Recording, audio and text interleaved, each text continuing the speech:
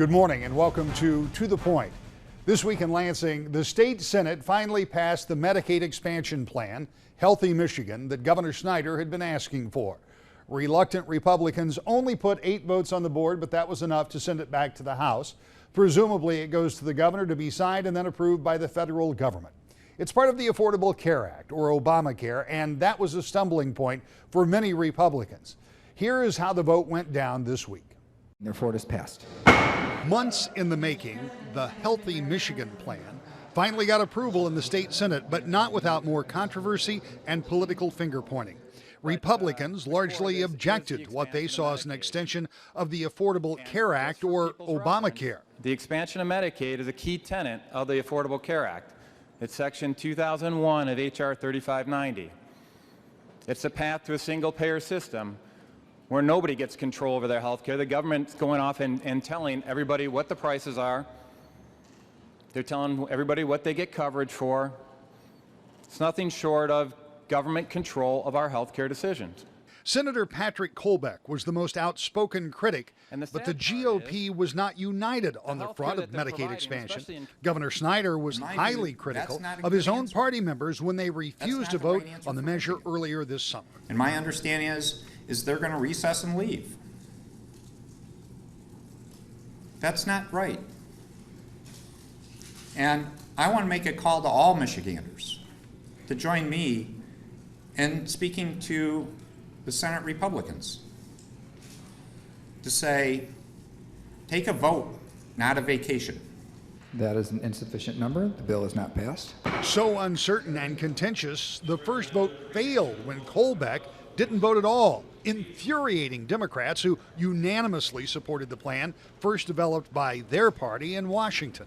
Senator Colbeck was elected just like the rest of us to serve his constituency, whether he wanted to vote yes or no here. This is a dereliction of duty, and I think that it's disgraceful. There are 20 aye votes and 18 no votes. After some arm twisting and horse trading, a second vote proved successful after one Republican senator, Tom Casperson from the UP, changed his mind and his vote.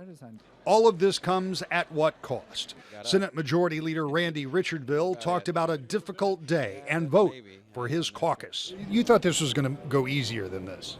No, I never thought this would be easy. I thought it was difficult from the beginning. There were people that really, worked hard and had to decide whether they're going to move forward or not.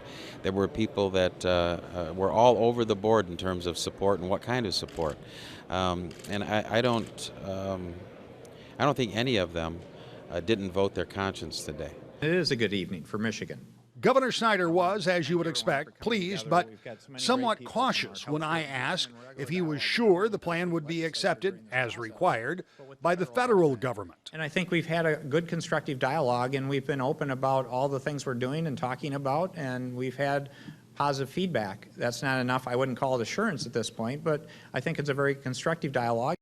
With that part of the puzzle now in place, the bill goes back to the House of Representatives, where if they approve, it will go to the governor, then on to federal approval. The Senate may also try to get immediate effect. That would allow the bill to begin the first of the year rather than waiting till perhaps as late as April. Before that vote happened, we sat down with Speaker of the House, Jace Bolger. He recently received news that the one-person grand jury in Ingham County would not file charges related to the Roy Smith affair. We talked about that, and we also had a long conversation about that bill they passed in the Senate, but it was before the Senate had acted. But I thought the conversation was worth leaving in the show because it gives you an idea about the interaction within the Republican Party, where there's some deep divisions about what the governor wants and what the members of the legislature want. So when you hear us talk about that, we're talking before the vote that we just discussed, but still, it gives you an insight as to what's going on in Lansing. Speaker Jace Bolger. Mr. Speaker, I want to start talking about something that you and I have talked about in the past, and we've talked about it quite a bit, quite frankly, and that is the Roy Smith affair, where there was the opportunity for him to switch parties, Democrat to Republican. It became a convoluted political mess with an investigation by the Kent County prosecutor, and just recently, a one-person grand jury, a judge in Ingham County. Both of them, one a Republican, one a Democrat, I presume, look at this and say there is nothing to be charged for. They both concluded it was kind of an ugly mess, and you were part of that in your role as Speaker. This is what you put on your Facebook in the last couple of weeks. I've made mistakes, learned from them, taken responsibility and apologized. I'm moving forward. When you heard that that one-person grand jury, like the Kent County prosecutor, could find nothing to charge for, what was your thought? I was glad that once again that this is not the first review. You already mentioned a second one. Actually, this is the sixth review. Sixth review, which everybody, including the judge, would say is fully exhaustive, and found that I always told the truth. I always followed the rules. So I was glad that she once again found that I've told the truth and I've followed the rules. As I mentioned on that post, that's not to say that I didn't make a mistake. And so I think what's key is that you accept responsibility, you face the facts, you accept that you made a mistake, you learn from that. When I apologized more than a year ago in July, I made the commitment that I was going to focus on issues, that I was going to focus on solving problems. That's exactly what I've done since then, and that's exactly what I'm going to do continuing to go forward.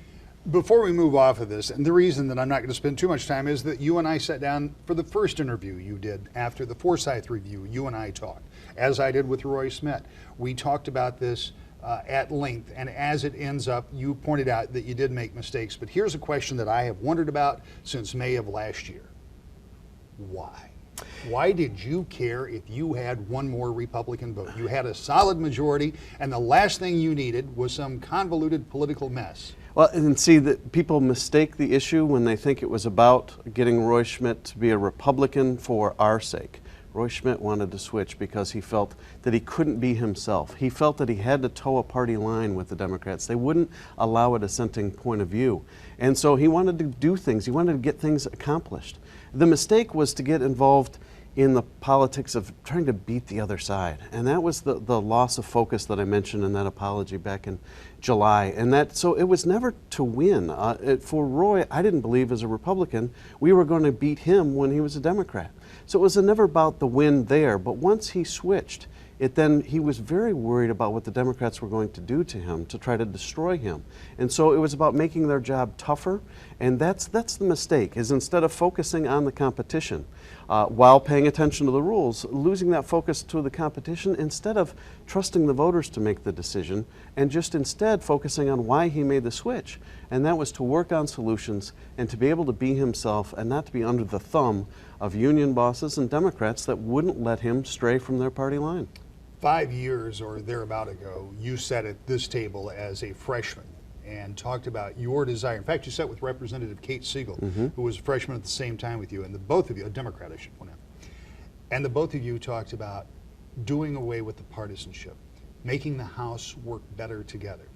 You both got to leadership positions. You, obviously, Speaker of the House.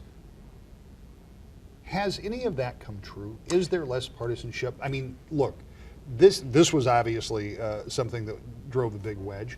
Right to work drove a big wedge. Lame duck in general drove a big wedge. The new minority leader and you have certainly not seen eye to eye on a lot of things. So after almost 5 full years, have we seen anything that looks closer to less partisanship? You know, if we actually watch on a day-to-day basis, everybody, and I understand the media, I understand that everybody pays attention when there's disagreement. They kind of ignore it when there is agreement. When you look at the vote tallies, when you look at the issues, when you look at the problems that we've solved, you will find a lot of bipartisanship. Big political fight over teacher tenure reform, and yet that was bipartisan reform. We adopted several different Democrat ideas within that reform. As you look right to work, people violently in some cases opposed that. However, we believe it was right for Michigan's workers. And then as you look after that, we still would not allow that to get in the way of solving problems, whether it was regional transit in Detroit or Detroit lighting. We continued to work to solve problems. So if we have to keep our focus, and that was certainly a lesson I learned and something I have recommitted to, keeping focus on our citizens and focus on solving problems instead of political parties. When you look at the landscape in Lansing, with a governor who is a Republican, with a Senate that is a supermajority Republican, and a House that is Republican, one would say, well, Republicans can get done almost anything they want to. The problem is it would appear to this observer, they don't always know what they want to get done, because there have been some really difficult fights. We're in the midst of one of them right now, and as you and I talk, may change by the time this is on air, but as you and I talk, the expansion of Medicaid, which is something that the governor has been passionate about. I mean, he really threw down the gauntlet to the Senate when they left for what's supposed to be a summer break, and didn't take a vote. The House had taken the vote. The Senate Majority Leader said, look, we haven't had enough time. We want to look at this thing. Has a work group over the summer. They've come up with a substitute plan. Two things happened. One, the governor flew back from Israel and was furious. And a bunch of your members, if not publicly, at least privately and to me, were more than a little incensed that they went out on a limb. Some of them took a vote that they did not want to take to expand Medicaid. They took it. They voted for it, whether it was at your behest or at the governor's, and then they were left hanging out in the wind all summer long. Where are we with Medicaid expansion, and how much bad blood has developed between Republicans? Well, it's my expectation that the public statements of the Senate are going to come true and that they're going to come at the end of August and adopt Medicaid reform. As we look at this issue, it is a contentious issue because of our feelings on the underlying issue. The underlying issue being Obamacare and the direction the federal government has headed with regard to our health care. Now, many of us do not support that direction at the federal level, but we're left to deal with the law of the land and how we best protect Michigan's taxpayers and how we best serve Michigan's patients. And so I firmly believe that this bill, what I hope will become a law, will do that. It will serve both. It will serve the uninsured who we're all paying for today. I'm grateful we live in a community, a society that doesn't turn our back on people when they need health care. We provide that service today.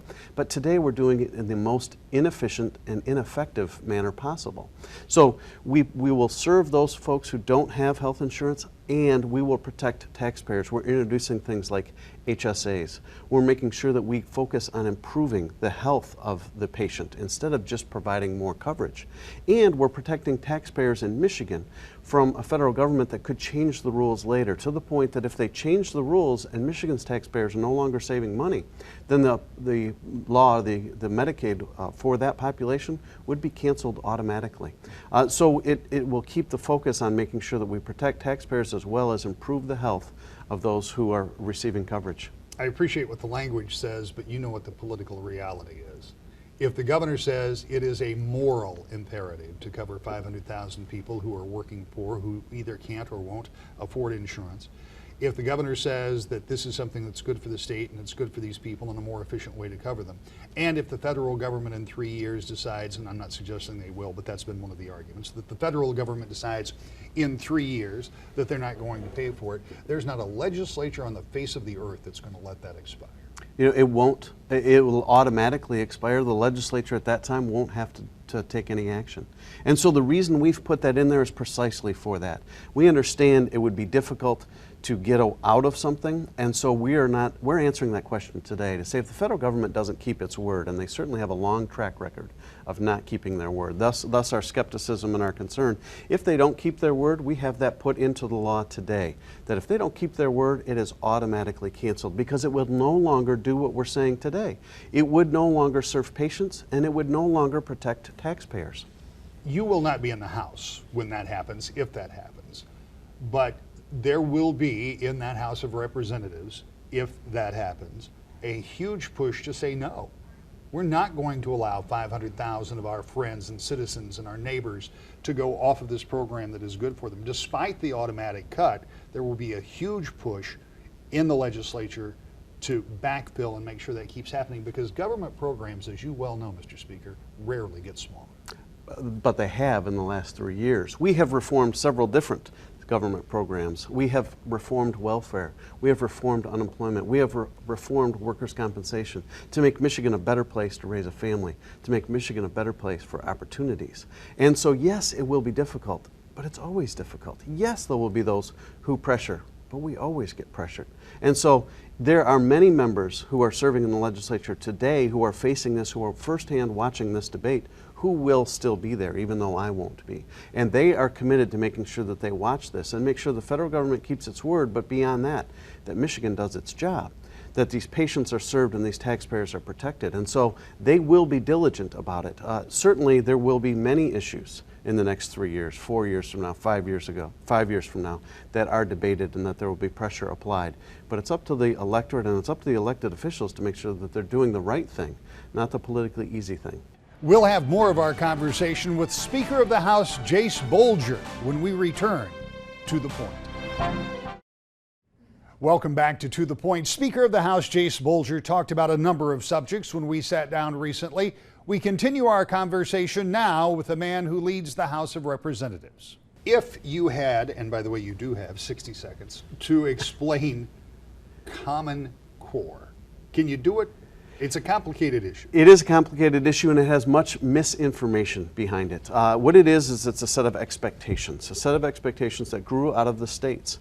And so that set of expectations is built upon an idea that you want high expectations and then you allow our local schools to deliver those results. You want our kids to excel, you want our kids to achieve, you want every kid to find that success in life. And so that's what this debate is about, is what's the best mechanism for that. Common Core is just one. But that debate is how do we maintain those high expectations and then see those results for our kids. And Common Core is a set of standards that have been adopted by most of the states. In fact, adopted in Michigan. Correct. But in this last budget cycle, some of your members, Republicans, said, wait a minute, let's put a pause on this money. If I understand it, the money was appropriated, but was allocated, not appropriated. Is that right? And no, not to start until October 1st. Okay. So we're still well before that budget year starts. So the idea is that members of the House wanted to take a look and see what this really meant. And here's what I've been able to conclude, that there are a lot of people who believe very different things about what these standards would do. Some believe it is a federal overreach. You point out accurately that it was the National Association of Governors, I think, that ultimately came up with this idea of Common Core. The federal government has embraced the idea, and so there may be some of the disconnect or some of the confusion. Beyond that, most states have done this. Training has already started taking place within the state of Michigan with schools to get up to these standards. But there is still concern on the part of some people that this is kind of a cookie cutter type approach, which may not be as valuable for some place like Michigan as it might be for some place with lower standards. And here's the final thing. The Heritage Foundation and the Brookings Institution, that rarely agree on anything, both say, don't have too much in the way of expectations for this, because this is not necessarily going to be a home run. This is not going to knock it out of the park. So what is your take? Is this a good idea? Is it the right direction? And does this cede too much control over curriculum or standards from the local districts that we've always enjoyed? Local folks like to control their own schools, to the state or to a national standard. That's exactly why we're having the subcommittee hearings right now, is to make sure that we don't cede that control, to make sure that that control remains in the state of Michigan with our duly elected officials, whether those officials are on our State Board of Education or serving in the legislature, and to make sure that our local schools will have the freedom, will have the innovation, will have the ability to create and then teach our kids so that they can achieve results. We are, at the same time we're working on this and answering this question, we are working on alternative paths for kids, especially with career and voc ed, working with your hands to make sure that kids have opportunities to find that success, whichever path they're going to choose. And so right now the question becomes, is this the right path for those expectations? Will this be most effective? And will we protect our ability to innovate here in the state, at the state level as well as our local school level? And so I think, again, there's much misinformation about this. However, I think we have to make sure that we cut through fact or fiction to find the fact and make sure that our focus is on our kids. And it's not about battling adults. It's not about partisanship. It's not about politics. These are kids, and it's their future, and we have to make sure that we get it right. It's August. There should not be this many policy issues that are this hot. You know, it used to be, there was a time when I used to cover Lansing that you would come to the end of a session and members would go back and do constituent work for 45 days and then come back in the fall and take up new issues. The policy part of this job never ends, even though the budget part that used to drag on until the fall is now being taken care of in the spring. But we've already talked about two major. There's one other, and I don't know how much you can say or how much you will say about the conversations that have gone on between you, the minority leader, the Senate majority leader, the Senate minority leader, and the governor on the idea of roads, because it's a $1.2 billion wish list by the governor that the Senate said not going to happen. We're not going to go down that road, not by raising taxes or fees on registration, whatever it is. However, we continue to hear periodically conversations about that 1 penny increase in the sales tax that, if I understand it, correct me if I'm wrong, would be used to backfill into education, while the tax on gas would go strictly to roads. Some of that money now goes into education, so that would be part of the trade-off. If I've explained that even close to right, what the conversations have been, does that ever see the light of day, or is this just something that's just you guys sit around, drink tea, and talk about? Well, we have had a lot of conversations. They have been constructive, but they have not yet been productive. I think you've summarized the issue pretty well, and that is, if the taxes that people paid at the pump when they go fill up their gas tank, what the gas tax that's applied there does go to roads, but the sales tax, right, the 6%, does not go to roads. Today that goes to schools, local governments, and the general fund. And so the conversation is, if we don't change the price at the pump, but simply dedicate those tax dollars to the roads, we've solved our road problem. But there's obviously another hole, and that's the 6 cents that was going off to those other things, local governments, the general fund, and schools. And so the question became, how do we replace that?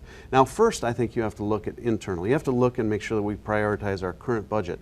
We did, and this last year we found about $350 million to go to roads from existing resources. That doesn't solve the billion-dollar problem, but it's a good down payment. The debate and the internal conversations thus far have focused then around that 1%. And I'll tell you, I've been disappointed in the last week. We'll see how this evolves before you air. But in the last week, I've seen a couple things. There was a proposal that would add $200 per pupil to our schools. And the union president for the MEA said that's not enough. In fact, $300 per student was not enough. They wanted to raise taxes more than that. And we saw some of that conversation coming from our Democrat colleagues. Now, we need to solve problems, but not at all costs. And so we need to be sure that we're respecting the hardworking men of Michigan who pay our taxes. Then the other thing I saw was the Senate Minority Leader Whitmer has openly talked about doing research by gathering more data from voters, simply put, polling. And so to try to govern by polling is concerning. You have to lead. You certainly listen to the public. But to go out first and poll and then find which direction you're going to head is not what the people deserve. People deserve us to step forward and solve problems. The process would be, if I understand it, or could be if I understand it, you would have to get a vote in the House and in the Senate to put this on the ballot, and then the people would vote. Is that your take on that? That's correct.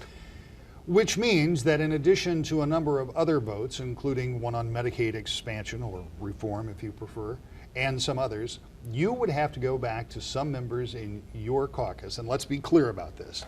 Republicans are not going to vote for something that even tacitly feels like a tax increase unless there are a lot of Democrats that vote with them. Democrats are not going to vote for anything that looks like a tax increase on the general populace unless they think they get some kind of an offset, more money for education, prevailing wage, whatever the argument is. That's a tough sell in that 110-member body that you oversee. I mean, it's been in the past referred to as trying to herd minnows. This might be even more difficult than that to get a vote like that up, don't you think? Herding cats, herding minnows, I've heard those. I think the most accurate is putting frogs in a wheelbarrow. And the reason I say that is because, and it's really displayed here, that as you talk about the 7 cents, it raises more money that's needed to fill that hole. And so the question becomes, what do you do with that extra money? Now, my Republican colleagues and I would like to offer tax reform, meaning reduce another tax. Now, the Democrats say we not want to only spend all of that, we want to go higher with the tax because we want to spend even more than that. And so in order to attract Democrat votes, it costs more. And when you go to the wheelbarrow with those votes, if you will, Republicans jump out and say, no, I want tax reform. I don't want additional spending. And so to get the needed votes within the wheelbarrow is that balancing act and listening to competing ideas. But right now, it looks like the Democrats are over-demanding and going to leave us without their participation in solving the problem. We're back with more To the Point in just a moment. That's all the time we have for this week. Hope you'll join us next and every Sunday at 10 o'clock for To the Point.